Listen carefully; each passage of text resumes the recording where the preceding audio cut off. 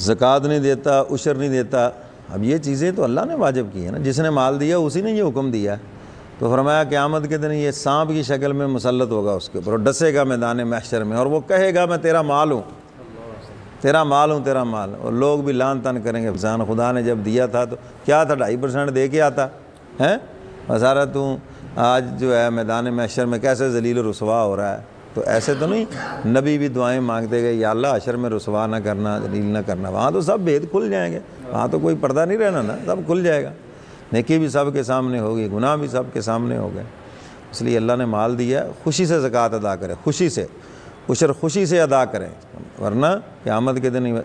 یہ وبال ہے۔ اور اسی طرح جو خواب کے اندر سانپ نظر آتا ہے نا، جو لوگ اس کی تعبیر دشمن سے کرتے ہیں، جب اس کی تعبیر مال سے ہے، دشمن سے نہیں ہے،